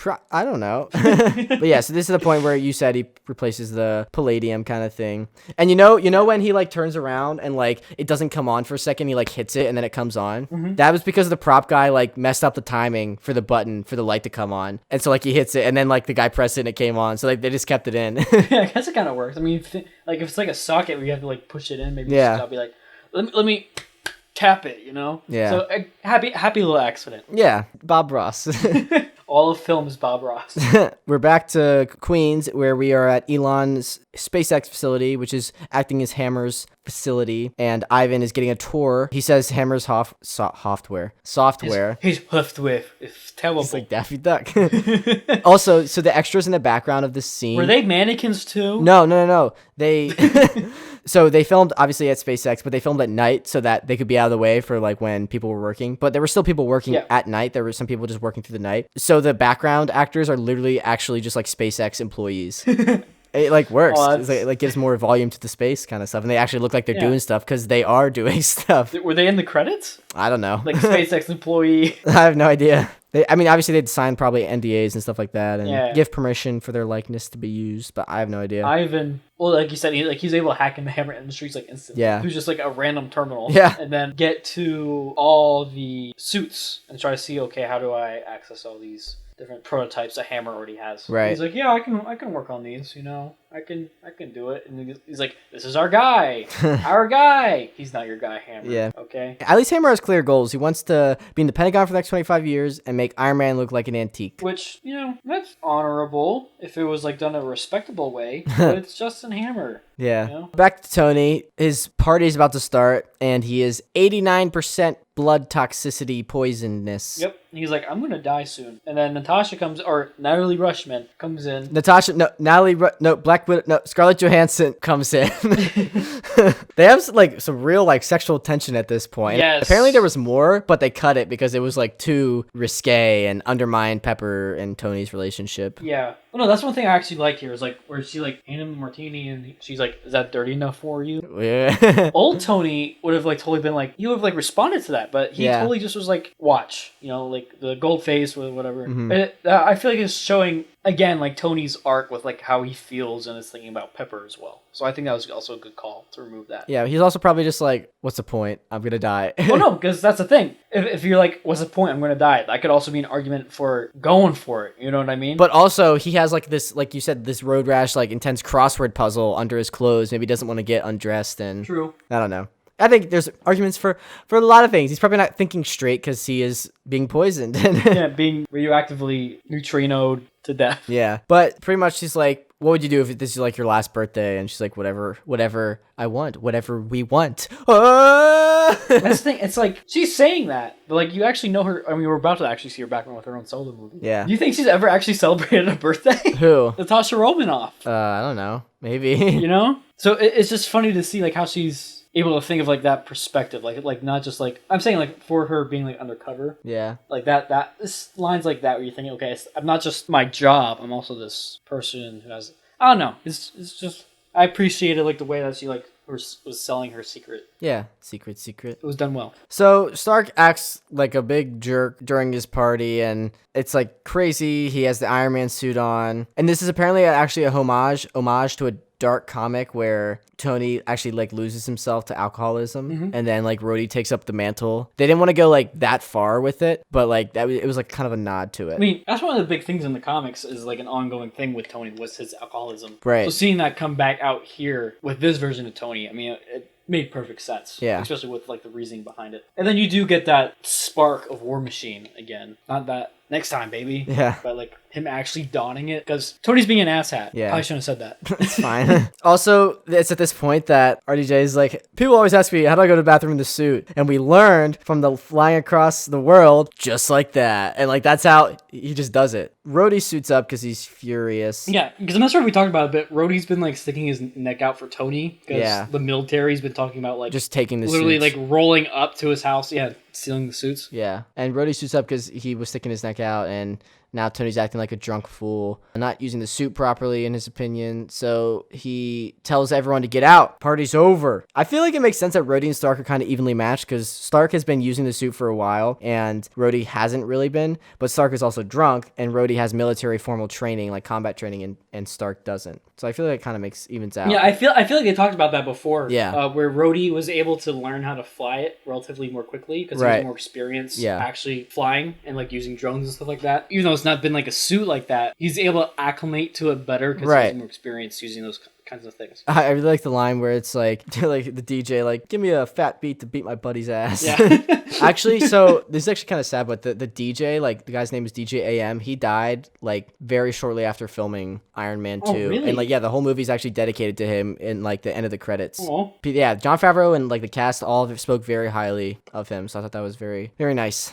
But anyways, so he puts on some Queen and like some classic like remix and stuff. But they then start fighting in the house. They're tossing each other from room to room using different like weightlifting equipment, or Yeah. they eventually get to like the kitchen to where like they smash each other's head through like the table. Yeah. And then like Tony gets tossed to like the fireplace, and then they do this thing where like they both aim their. Well, first the people like actually get out. Oh, yeah, that's true. Tony like screams Yeah, at them. they all run away, obviously. And then there's a huge explosion. Oh, before they shoot each other though, I like when they crash to the floor. There's like, it looks like 3 frames, but Black Widow goes into like a fighting stance really quick, like she's like prepared. Oh yeah, that's right. She does. She's like, oh crap, what's going on? Huh. Yeah, I just like that. That's like her instinct kind of thing. I thought it was very cool. But yeah, so then they hold up their hands, and Tony says, "If you want to be a war machine, take the shot." I'm like, "Oh, that's the thing. You said the thing. The name." You said the thing. Yeah. They both shoot, and it foreshadows the finale with that big explosion. Jon Favreau said that like this foreshadows it, and like it kind of learns about legacy. Like you don't really have to do everything alone, kind of thing. Like if you work with people, like maybe that's the solution, and that kind of leads into the Avengers and Tony's arc. So kind of cool. Yeah. Stark gets up, and then Rhodey just steals the suit and kind of leaves with He it. takes it to the Air Force Base. He meets the major there, and everybody there is astonished because they're like, "Oh wow!" Because he has I'm not sure if we said, but he has the Mark II suit. Right, on. the like silver one. Yeah. So they take it in to the base. Wait, and before we go into the base though, it was really cool. So they got to film like on the Air Force Base, and because this was the same place they filmed last time, I guess the Air Force like liked Iron Man 1. They gave him like total freedom to like do a lot of things. So they got to use like billions of dollars worth of like jets and stuff in the background, but they couldn't shoot like certain jets from certain angles because they were worried like it would give their enemies like insight onto like how their jets work. So like literally in the final shot, so like right as like it's close up and it's, like he lands and they're all like, oh wow, this is really cool, before they like walk into the hangar, there's a shot of like a crazy like military jet behind War Machine, and then as it goes to the like wide shot of them pulling out right before it cuts away, the jet is not there. They remove it? Yeah, it's just not there. And also War Machine's not in that shot either. Like Jon Favreau said like, oh yeah, the jet's not here, and also War Machine's not there. And I was like, what? And he said, yeah, I just didn't feel like paying for another VFX shot. I didn't think you'd notice. And I was like, I didn't notice. Like, I just think that's crazy. It's a pretty smart move, though. I mean, because they're pretty much just silhouetted. I mean, if I'm thinking the right shot, right? Yeah. They're, like, walking in. Yeah. It's pretty smart. Yeah. I mean, I guess it also makes sense, because, like, yeah, you don't want people knowing how that works. Because it's just, the jets are, I'm assuming, probably, like, F-15. I don't know. F something. Something like My that. dad is going to be upset that I don't know. I'm sorry. Definitely something from, like, Lockheed. I'm not sure the model from back then, but yeah. We then cut to Tony in a donut, Randy's donuts. Yep. It's that iconic shot. So the sunglasses he's wearing, RDJ just wore them to set, and Jon Favreau was like, those are really cool. We need to use those for the shot. Just more proof that Tony Stark and Robert Downey Jr. are the same person. They're just the same person. Yeah. They're just one and the same. See, Tony is Iron Man is Tony, and Tony's also RDJ, and RDJ is also Tony. It's like a love And- triangle that is... Yeah, exactly. But then we have this very special person come up and say, Sir, Samuel L. Jackson. I'm going to have to ask you to get out of the donut. Yeah. So they go inside, and they talk about... Well, first, Tony's like, are you real? And he's like, I'm the realest person you're going to see. Also, when they go inside, so the Randy's donut, he's like actually in the donut. I think that's in like California and LA possibly, but Yep. it doesn't have an interior. So like they actually shot the interior like down the street at some other place and just put Randy's donuts like on the window. Yeah. But the original place they were going to meet in the script was going to be Shield HQ, like what we saw in Winter Soldier. But they were like, we just want it to be like just like a fun place, like simple place. So they chose a donut shop. I mean, it makes sense, because it's like Tony's hungover. He just got his butt beat, you know? And he's just like, you know what? I just want some donuts. Yeah. Also, in the behind the scenes on the DVD, it listed like different names and aliases that people went by, and Fury's alias was Mr. Anger. I can understand that. Yeah. That's pretty funny. That makes me think of the Inside Out. His anger just... Do they all have eye patches inside? I wonder what's going on in his head. You you do the inside out of Nick Fury, and they're all just anger. There's like no other emotion. So they go inside to talk, like we said. Yeah, and then this is where we also discover that Natalie Rushman is actually Natasha Romanoff, yeah, Black Widow, Scarlett Johansson. We definitely have not said earlier in this podcast like 20 times already. Yeah, but she has her first time she's in the Black Widow suit. She looks really good. Jon Favreau actually tweeted while they were filming on his account, like, she looks good in the suit, everyone. And Marvel got, like, upset that he tweeted that. So that was, I think that's the start of, like, the Marvel, like, social media, like, tyrancy. Oh, that's so funny, though. Yeah. Hey, everybody, I just want to let you know on behalf of me, the director of this film, hey, she looks good in this suit. Yeah. All right, so he says in this donut shop that, like, Oh, that's pretty funny. that he has bigger issues than him to deal with in the Southwest region, which I believe he's referring to Thor, which we will get to later. But also at this point, Black Widow injects him with lithium dioxide, which temporarily, that doesn't heal him, but like just makes the effects of his poison like subdue. What is lithium dioxide? It's what is injected into Tony Stark and Iron Man 2, Daniel. No, like, is it like an actual... I think it's a thing. There's lithium oxide. I'm not sure if lithium dioxide was lithium ox. Yeah, it's not the same thing. I think it's a made up thing. I'm not sure if it's atomically. Okay. Thing. Well, it sounded real to me. There's lithium superoxide. Daniel, remember how we said we're not going to get into science things? I'm sorry, I haven't done science in so long. So we're back at Hammer's facility. Hammer time. Ivan gives. Okay, you're gonna have to cut that out. I keep on saying it too much. I'm not gonna cut it out. Hammer gives Ivan a different bird. He's like, "This is not my bird." And Hammer's like, "Don't get attached to things. Learn to let go." Then Ivan shows him it's a drone instead of a suit. So he spits the line back at him. Yeah. Well, you should learn not to get too attached to things. Yeah. But luckily, Rhodes is being told that Hammer's going to be coming in to weaponize the suit, like the Iron Man suit for the military, which he's kind of upset about because he did not want this. Yeah. I feel like it was also at this moment when he's talking to the general where he starts to like second guess himself. Where he's like, I just brought the military the Iron Man suit, and now it's going to be weaponized. Yeah. And probably start going into like mass manufacturing, which thankfully it's not. Right. In this film. But then we go back to Fury, who's at Stark's house, saying Howard was onto something big and that the arc reactor wasn't like finished. It was only like a stepping stone to something greater. Yep. And then he tells him like Anton, which is Ivan's dad, wanted the tech for money. He said that Howard helped found S.H.I.E.L.D. And also Coulson's back. He gives him a case of Howard's old stuff. And he's told to figure out the riddle of his heart. That could be taken multiple ways because he has a rough relationship with his dad. He also has metal being tossed into his heart. It works literally and on a figurative level. So also we find out that the Mark II has its own arc reactor. Favreau said just don't think too hard about it in the director's commentary. Yeah, no, I was thinking about that because I'm like, does that mean all these old suits have their own reactors? Favreau said maybe you can just think about it because maybe after the first like movie, Tony just wanted to have a lot of reactors around just in case something happened where someone stole his reactor, you know? Yeah, I guess that does make sense. Yeah. Also, like if you're gonna have the suits, in case you need a backup, you know, in case you need to go back to the Mark II for like say an emergency. Right. It's up and ready to go. True. So Hammer shows off a bunch of his weapons, which are actually, so the military actually gave them like real weapons and real guns. And so like they had like, I think prop guns and stuff, and Sam Rockwell memorized like lines about like those like fake guns. Mm-hmm. And then the day before, like they shot everything, they got the real guns and like they changed all the lines. So like literally the writer is reading the script and Sam Rockwell has an earpiece in and he's just like spitting out the like what he's being told, what he's hearing, and then also like adding his own flair to it. So he's like, that's not disco enough for you kind of thing. Like he added like stuff like that. Apparently it was really hard, but it was like a ton of fun. Apparently like it was Jon Favreau, the writer, and Sam Rockwell just like bouncing ideas off each other, and that was like, I mean, it's a kind of fun scene, you know? Yeah. No, I feel like you can definitely have fun with that. Yeah. Just like, especially like when you get things wrong and then you're just like, oh crap. Yeah. Also the line at the end when he like goes up to Rhodey and he's like, I can't read you. You're like a sphinx. That was taken when Jon Favreau, he obviously directed Elf. So an actor complained about another actor and said that like the actor's like a sphinx. I'm not getting anything. And so like he just took that and added that into this. That's pretty good. Yeah. It's funny how things relate like that. Yeah, it's funny how one thing leads to another, you know, all experience like helps down the road. You know, when you get called a sphinx and you think it's funny, so you use it in a movie. Yeah. So Tony starts looking through his dad's old notes. At first, he's kind of just like annoyed with because he's seeing like old videos of like him being scolded, like not to mess with this miniature of the expo. Yeah. But then later on, like he gets to a point where it's like a message from his dad to him, being like, "You're not old enough to understand this now." But then he explains exactly what Nick said, which is that this was for him. Like this is it's only Tony that could do it. It's like the meme from Back to the Future. You're not ready for this now, but your kids are gonna love it. Yeah, except Exactly. more heartfelt than that. Definitely. He says like, my greatest creation is you. That's really sweet. Really, I don't know.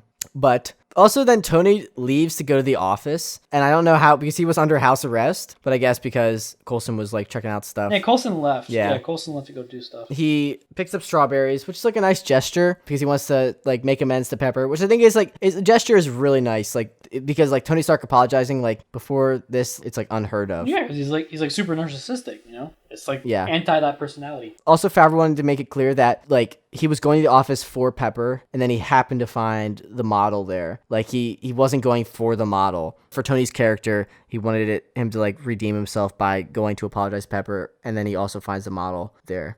So I don't know, it kind of works. I like that like scene between them, the spinning thing like on the desk. Yeah. That wasn't actually planned. They came into set, and like the set dresser just had that there, and Jon Favreau was like, "What is this?" And she was like, "Oh, it's, you know, I just think it would be something like kind of futuristic, like on like a modern CEO like tech company's desk." And he was like, "It's super distracting," and he was like, "Wait, let's play with it." It's again another example of Jon Favreau being flexible, and they're like, "We'll put it right in Robert's close up." So they did that, and he played off of it, and it worked really well. It's pretty cool. Yeah. I know I would be annoyed with that thing if it was in my face as I was trying to explain to my woman that I messed up and that I need her, and then she tells me to get out and to take care of my personal thing. Yeah. Especially as Natalie Rushman comes back in, because now she's Pepper's assistant. And she speaks in Latin to him. What does she say? Et tu, Brutus? No, like what?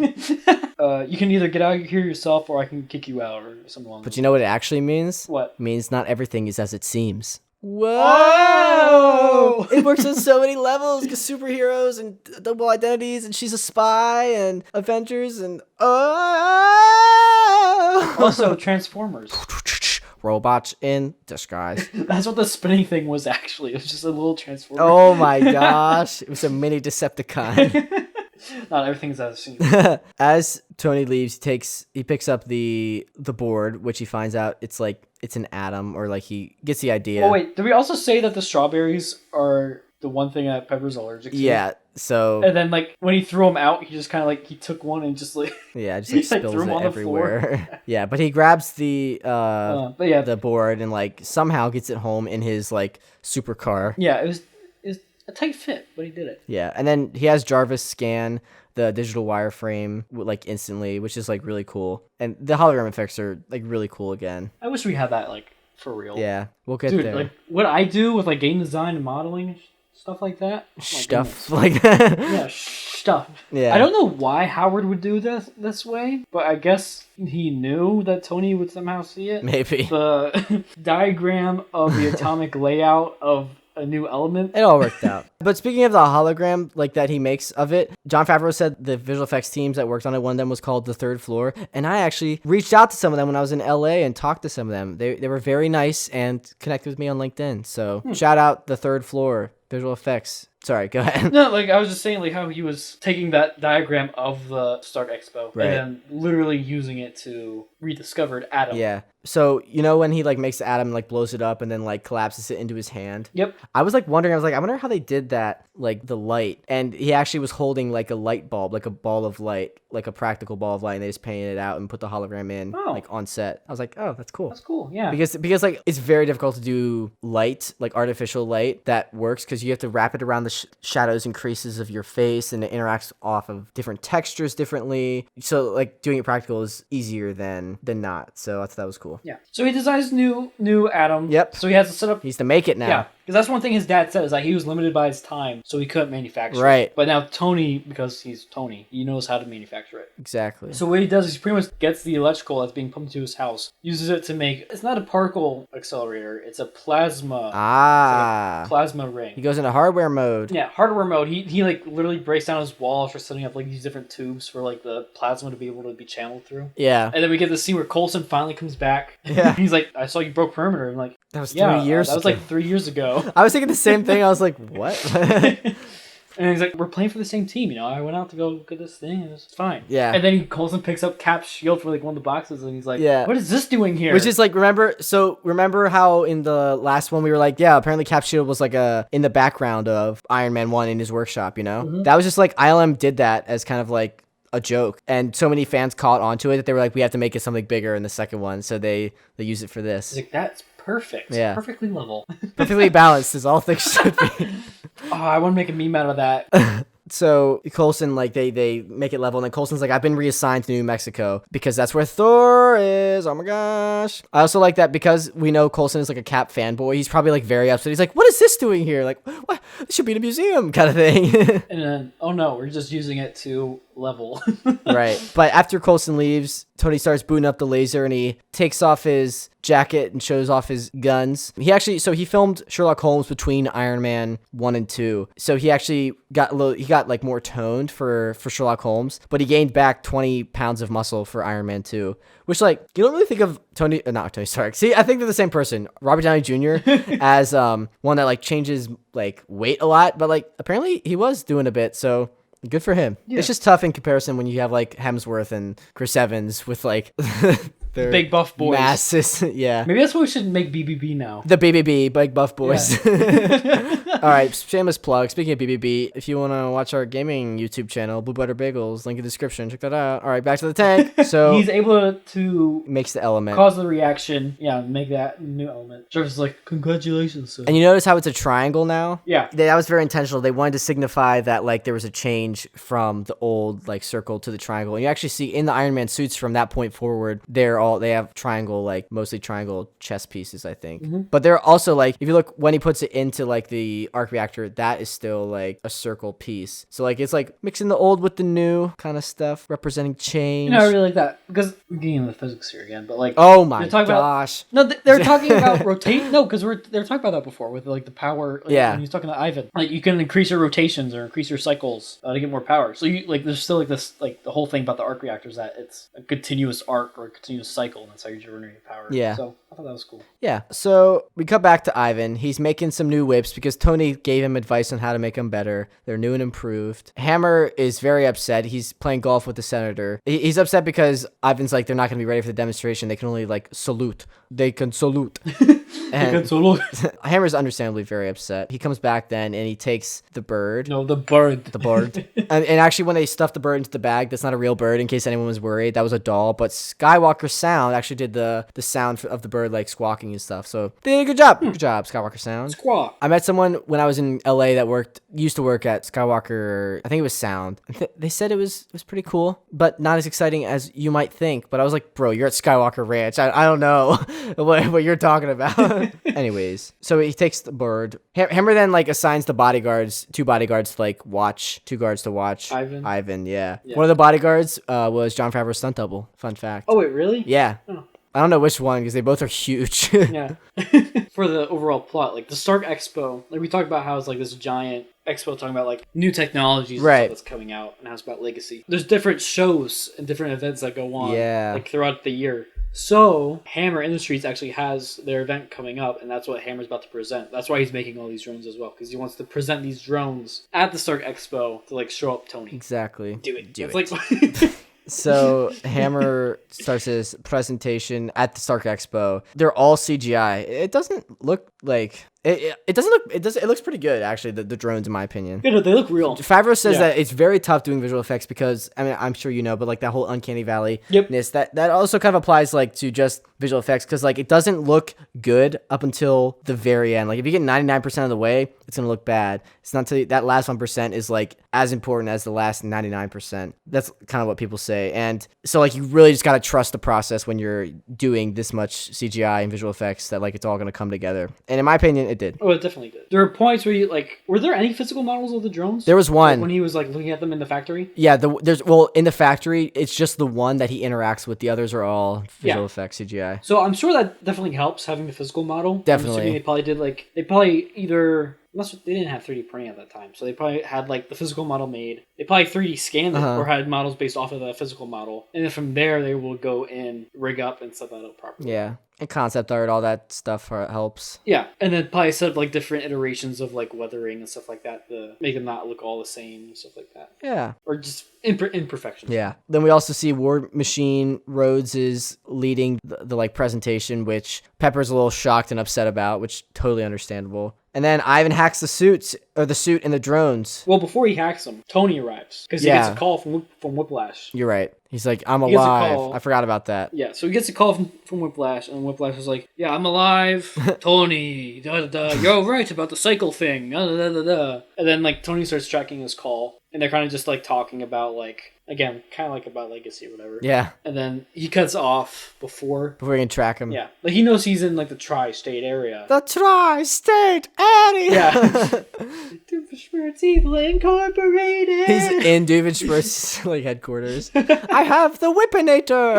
I have the Iron Maninator! Tony then flies to the expo because he realizes, like, hey, Hammer's probably the one that's been helping him. Yeah. This is kind of a big jump if you think about it, but I guess makes sense. Yeah. So he starts trying to talk to Hammer, like asking him, like, hey, where's Ivan?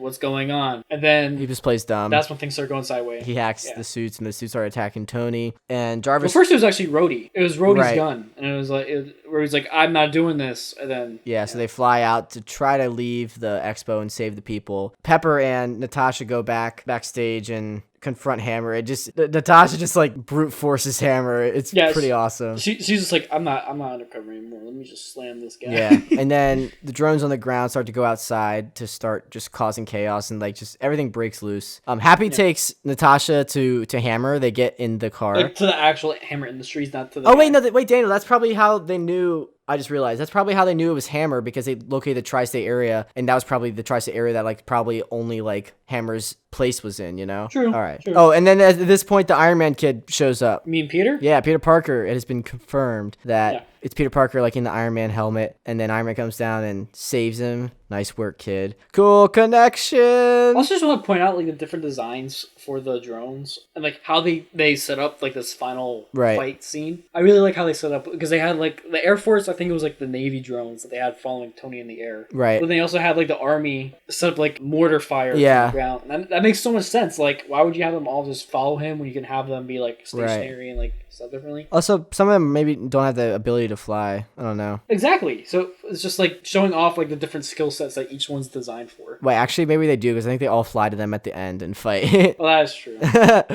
But yeah, they do have different like skill set stuff. They did put a lot of thought into the design of those, it looks like. Yeah. You mean I even put a lot of thought into those. Oh, I thought you cut out, and I thought you said I put a lot of thought. I was like, did you work on this movie? No, I said Ivan. Yeah, no. I wish I worked on that movie. When you were like 10? Yeah, I was like as old as the Peter Parker kid. Yeah, maybe you were the Peter Parker. Oh my god! So yeah, Tony saves him, and then they keep on flying away from the expo. Happy almost crashes because he's watching Black Widow change, which Yeah. I cannot blame him in the slightest. What a way to go that would have been. Eyes on the road. He's like, yeah, I got it. Oh man. So then they're flying, Rhodey and Tony Stark are flying through like the car underground parking, and I feel bad for all those cars just get obliterated. Yeah, no, literally, like, there's gonna be so many insurance claims. I know. Just, like, on that, oh, man. They just got out of the 2008 economic crisis, and now there's another one caused single-handedly by Iron Man. First it was homes, now it's vehicles. So Happy and Black Widow arrive, and we start to see the amazing Black Widow hallway fight scene. It's like she trained so much for this, like, and they did so much choreography. It's just great. I also really like that Happy takes out one guy. You know, the guy he took out. I got him. The guy he took out was The Rock's cousin / stunt double. Really? Yeah, Jon Favreau in the director's commentary was like, just know I could never beat that guy in a one-on-one fight in real life. Well, he made it look like it was pretty convincing. So yeah. Natasha takes out a lot of people, and just her going down the hall, her hair is flipping all over the place, and that one shot where she like poses.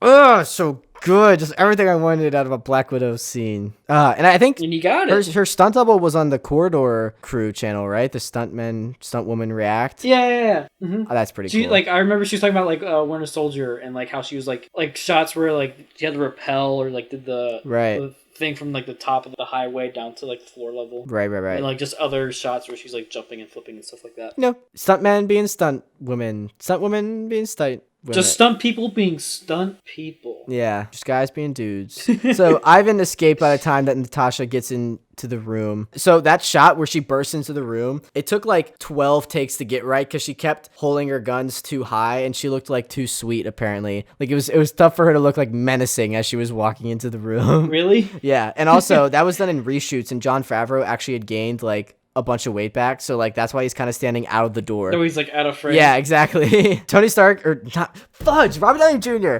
I just get them confused. In an interview, he said there was 3 stages of director Jon Favreau. There was stage 1 where he lost like 70 pounds to play Happy Hogan or something like that, something ridiculous. And then there was stage 2. As soon as production started, the stress got to him and he started stress eating throughout production. And then after production, more stress and he gained like a bunch more weight. So he's just kept on growing and growing and growing. I mean, hey, it happens, you know. Jon Favreau's movies are stressful, man. Jon Favreau's done a lot of like changing weight for roles too, like Happy, and he like was that boxer in Friends and stuff. And wasn't he? Was he in Rudy? I don't know. I believe so. Yeah, he was. I've never seen Rudy, but my mom's gonna kill me because she loves Rudy. He was in Rudy. Yeah, I've never seen Rudy. Maybe we should talk about that. Wow.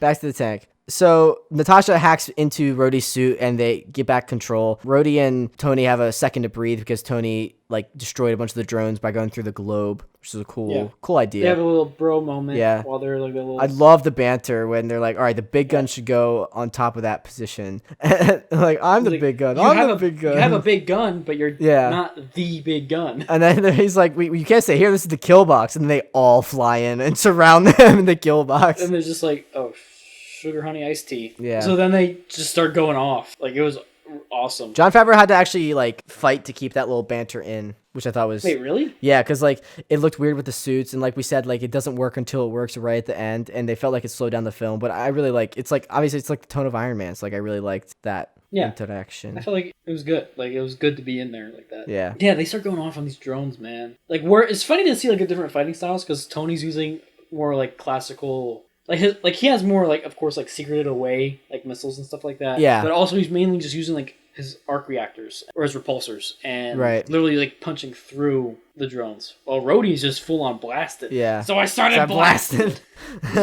Yeah, actually, so Jon Favreau said that they use drones. They like that they use drones because they wanted to like kind of just have like total chaos, but they didn't want like it was a PG-13 film, so they couldn't have blood. So he said it's a PG blood bath. It's an oil bath. He said. Yeah, no, like literally when the War Machine like you see him start shooting up that one drone and then cuts to his shot of his face and it's just like the oil being splatted up. And just like, oh my god, dude. Yeah, and then Tony lasers them all. I like that shot a lot. When he like spins around. I also like how that sets up things later on in like Avengers and stuff like that. Yeah, when he has a laser and like Also at this point, so you think, all right, cool. They got all the drones. Everything's cool. So Hammer gets sent to jail. The cops show up and Pepper finally like I don't know save the day on that end. What do you think happened to Sam Rockwell, Hammer? I think he was probably hammered in prison because he seems like a pretty beta person. I'm not gonna lie. Wow. Well, he said to be back, so I don't know. Yeah, but I also highly doubt that. Seriously? Just imagine. What year is it now in the MCU? Oh my gosh, it's Justin Hammer. But anyways, we go back to the like Zen garden that they had the final fight in, and Whiplash comes in. Rose is like, I got something good for this guy. Say hello to the ex-wife. And of course, it doesn't work. It just goes. Dun, flips right off. Hammer tech. They start fighting. I'm not the biggest fan of like this finale, like because it's just another Iron Man suit, you know, like. Yeah, no, I was saying the same thing. I was like, it's very similar to the first one. It's tough. Yeah, it's tough to find villains that like challenge and like are equal like playing field to your heroes that aren't just like the anti like whatever, like the anti Captain America. Like I will give it a pass for like the origin story, but then after that I'm like, come on, be original. Unless you're like Loki and you're like amazing. I mean, also you gotta think about like since this is also still like the beginning of the universe, it's tough. Yeah, you can't go too crazy, like pull out some obscure comic book villain and scare off like the audience, you know. Yeah, That's one thing that, like, I think that's one reason why Spider-Man is also always so successful. He has such a like arsenal of villains, like really, yeah. Exactly, and they're all their own. To each their own. Yeah, exactly. It's not like there's like a negative Spider-Man, which even though there still technically is with Venom. The Negachin. Should we talk about the Timmy Turner? I totally just got a flashback to that. That was like, I just threw you off there. oh my god. I don't even know how that popped into my mind. Yeah. Look out! The Negachin. Where were we? Oh my god! Final fight. Iron Man 2. Basically, it's kind of short, and then Tony and Rhodey just like high five. Yeah, they do the high five, go for the shot thing. Take the shot. Yeah, it's like the Anakin Obi-Wan force push thing almost. But in reverse because they're trying to hurt each other. Right. So Ivan like dies. Somehow that explosion doesn't obliterate him, and he has a chance to say "you lose," and like then dies. Like what? And then the drones are about to explode, but Tony flies in and saves Pepper. Tony pulls a Neo and just like flies across at like 90 miles per hour and like saves his girl. I like the shot in the HUD, like inside when you like see like the lights whipping like past his head as he's flying. I thought that was really cool. And then it cuts outside and you see like how fast the buildings and the lights around him are going, or like actually passing him. I really like that shot a lot. And then he yoinks Pepper. And then they go to Jon Favreau's roof and they kiss. Well, first he's like, I quit. Yeah. And then they kiss. Yeah. And then Rhodey pops up and he's like, guys, come on, get a roof. Wait. I don't know. It was... I was watching the director's commentary and they kiss. And then Jon Favreau says, I really like the music here. It's like Shrek. And I was like, what? What? I like, it just completely killed the mood. Oh my god! I was like, where did that come from? Oh yes, this reminds me of Shrek. Oh my god! I didn't know how to process that. It gets all quiet. They're just imagine, just like Shrek. They're like, I quit, and they kiss. Somebody wants.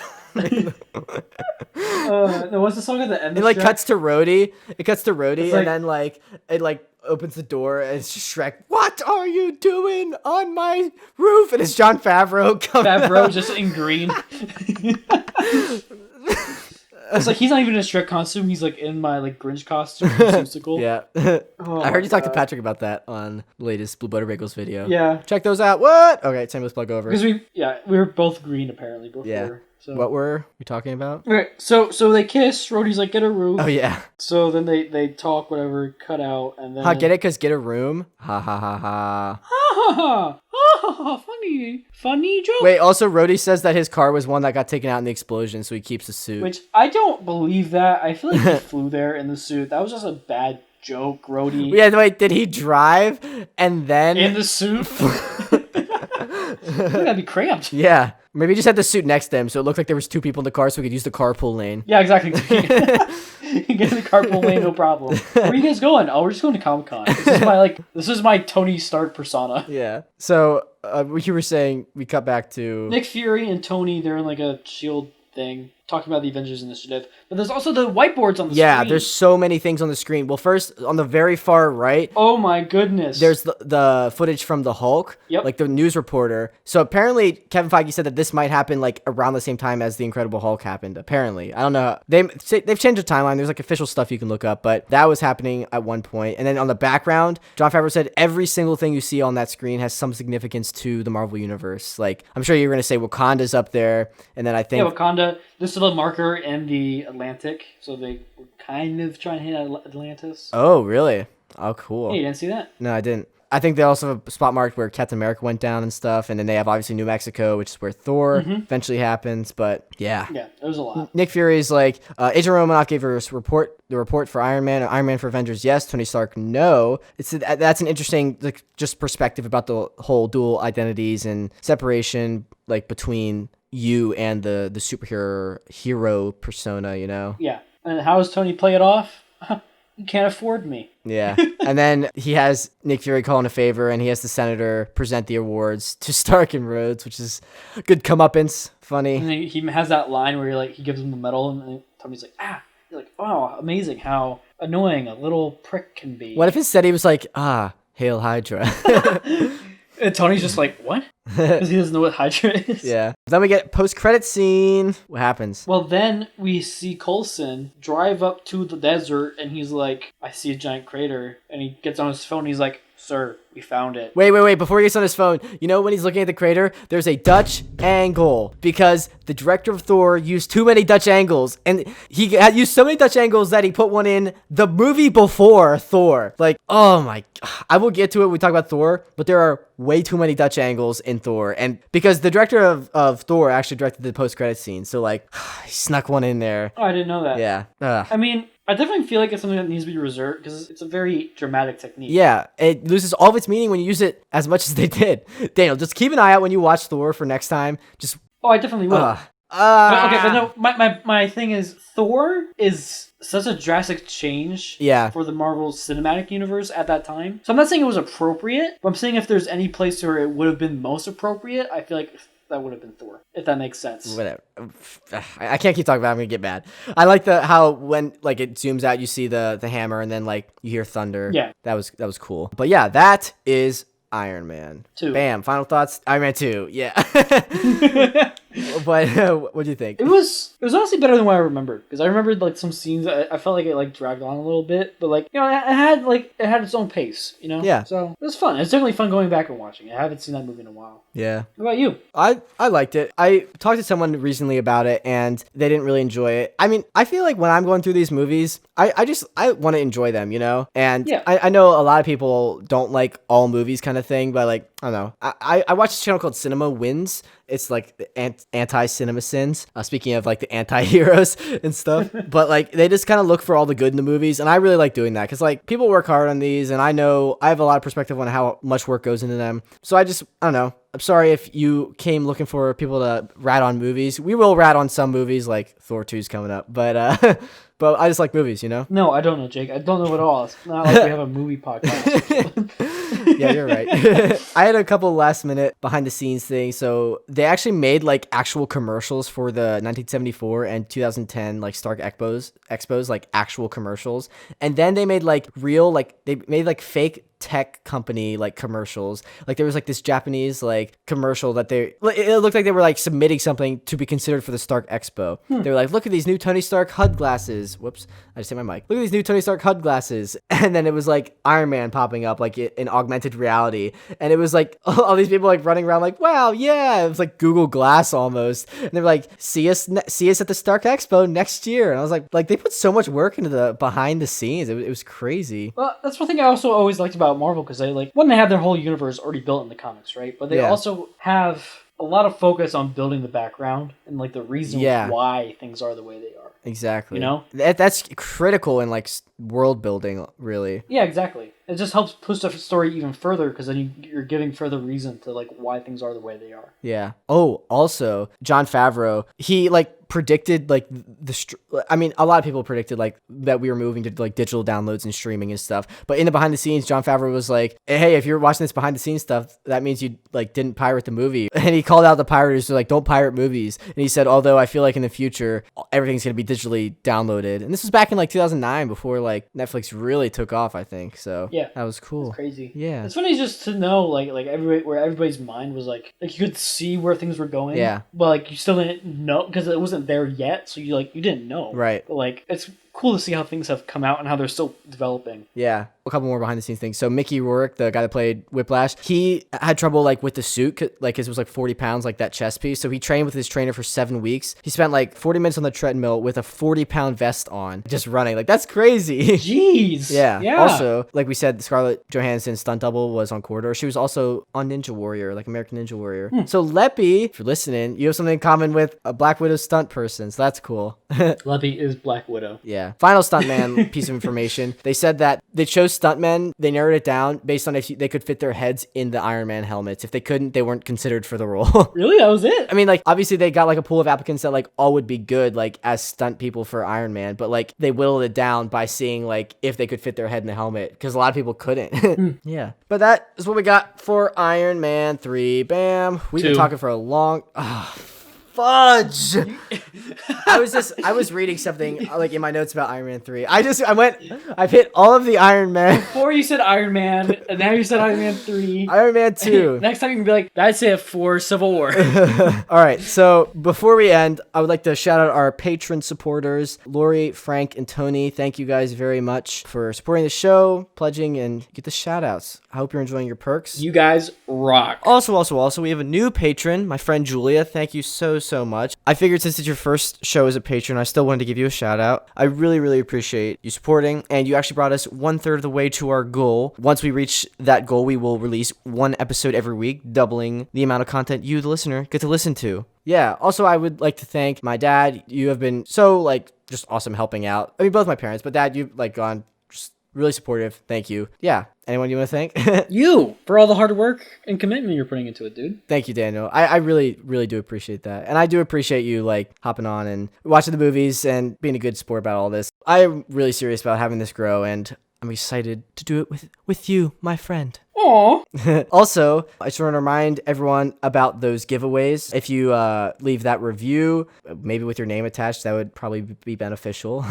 Then you have a chance to get a mug, which we're posted on Instagram and all that stuff. I'm going to say June 30th. It's going to be the cutoff for that. So end of this month for the first round of giveaways and stuff like that. And also follow us on social media because we'll be announcing more giveaways. We have shirts and other stuff we're looking into. It's going to be good. Also, I wanted to add a new segment, actually, Daniel, right now. So what? It's going to be mainly for when guests come on, but I want to start with you and me because, we can, I don't know, test it out. So when I was in California, I met some cool people, and I'm actually going to ask some of them to be on the show and stuff, but one of them asked the interns on our last day, just a cool question I thought would be cool to ask. So if you could have worked on any movie, what you would you have liked to have worked on and why? This isn't necessarily your favorite movie, but what movie would you have liked to have worked on? That's a good question. You think about that. I'm going to answer quick because I know.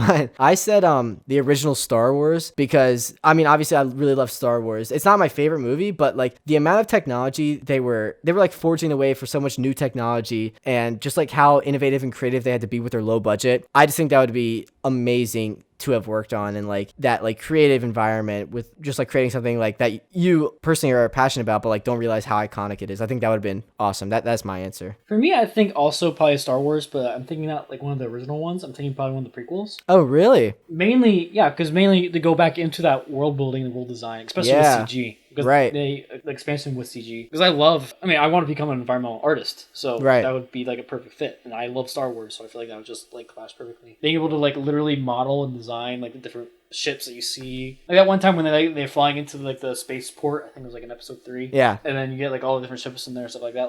Not only were people drawing those, having but then modeling and I'm sure there's still there's actual texturing, models and textures and stuff like that you have to apply. Lighting. Yeah. So that's what I would like to do. That would be very cool. But yeah, so I think we're gonna ask our guests that, just kind of a cool little thing at the end. Let me know what you think. I don't know. Also, I think, did my mic do the static thing at all this time? Nope. Cool. I had a problem with my mic last time. I'm sorry about that, but I think we fixed it. I just changed the port that I plugged my mic into, so hopefully that's fixed. Sorry about the inconvenience in the past. Yeah. All right. Take us home, Daniel. We just talked about whatever we wanted to talk about, and now we're done.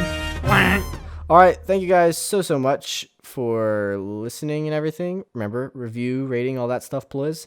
And yeah, join us next time for Thor. We're getting into it. Yeehaw! Have a good day, everybody. Hope you guys are doing good, staying safe. And again, thanks for listening.